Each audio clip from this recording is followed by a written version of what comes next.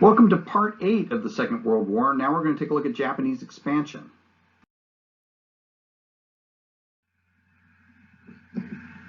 Now, as I mentioned before, ultimately the militarists are going to dominate the Japanese government, right? Anytime they're not getting their way, they're going to pull their minister, cause the government to collapse. It's going to happen several times. There'll also be some assassinations involved and stuff like that, details that we're not going to get into here, right?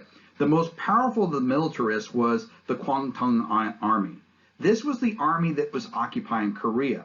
From 1910 forward, Korea had been made a protectorate state of Japan, so Japan had full control of it, right? And the Kwantung Army is what maintained that control. They began eyeing out beyond Korea. The idea was simply this. They were tired of the European influences in China and in Asia in general and felt that Asia should be run by Asians, but really, to be more specific, Asia should be run by Japanese, the right Asians in their point of view, right? What they envisioned is what they will refer to as the Greater East Asia Co-Prosperity Sphere, right? All of Asia under one nice, beautiful Japanese pagoda, right? And so the Kwantung Army needed to institute an incident to justify the beginning of an invasion of China, to begin to take control of China so that they can begin pushing the Europeans out.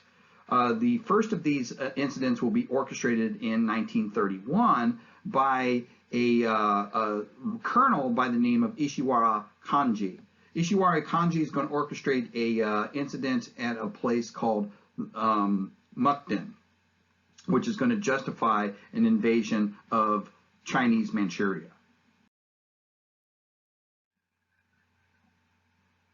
So this incident in question becomes known as the Mukden Incident, right? Takes place on September 18th, 1931, right? The Kwantung Army is going to orchestrate a fake attack by Chinese troops.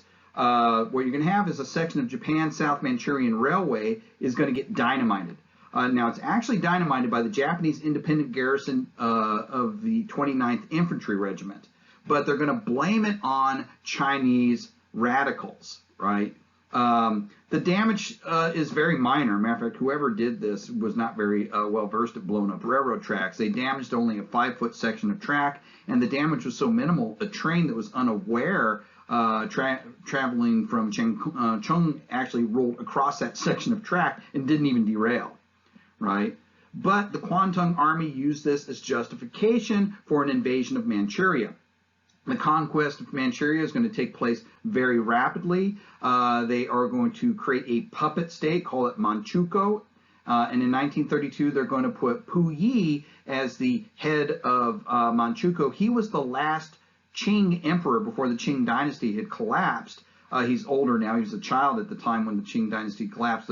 He's pretty much the puppet head of this invented state.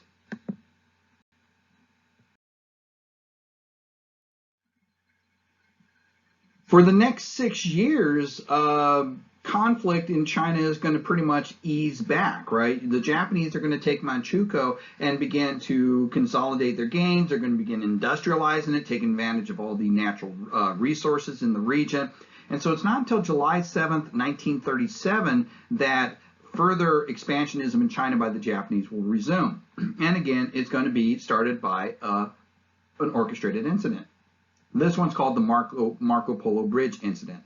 The Marco Polo Bridge is a bridge that goes into the Chinese capital of Beijing, right? At the time it was called Biping. Beijing goes through several different names throughout history. Beijing literally means North Capital, okay? This is going to lead to a conflict that turns into a full-blown war called the Second Sino-Japanese War, right? The Japanese now are going to be facing off against two primary Chinese opponents, because remember, there's no really good structured government and power since the fall of the Qing. You have the nationalists that are led by Chiang Kai-shek and ultimately will be supported by the Americans and the British. And then you have Chinese communists led by Mao Zedong, who is going to be supported by Stalin and the Soviets. Now, neither Chiang Kai-shek's nationalists or Mao Zedong's communists were sufficient for taking on this Japanese juggernaut, and they began taking over portions of China in large degree. For example, on July 30th, 1937, Tianjin, the port city that feeds into Beijing, was captured. August 8th, 1937, Beijing itself is captured.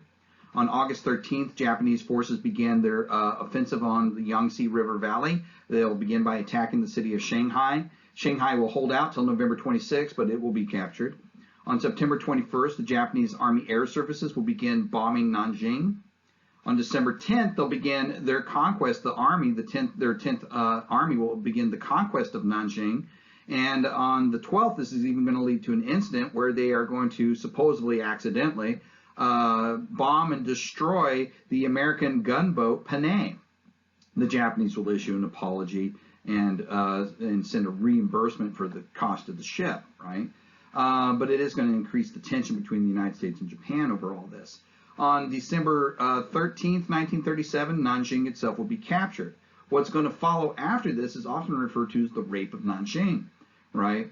The exact number of dead as a result of the Rape of Nanjing is very unclear, but what we do know is that the 10th Army was allowed to run completely amok inside the city, doing pretty much whatever they want.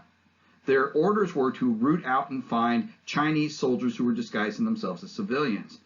But they were wholesaling just executing groups of civilians. They would form rape squads that would go around and find women and rape them. And since it was against Japanese regulations to impregnate a non-Japanese woman, they would then bayonet the woman to death afterwards, right? Iris Chang says that the number of dead were around, in her research, was around 300,000.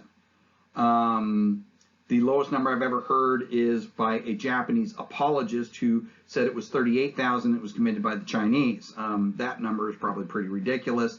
The 300,000 is closer to right. The photography, some of the stuff that, the photographs that come out of this are actually very shocking. Shocking enough that I would never put them in a slide. Log jams of bodies on the Yangtze River. The remains of women who had been literally brutalized by Japanese soldiers. I use this particular picture because it demonstrates the horrid events taking place without being too graphic.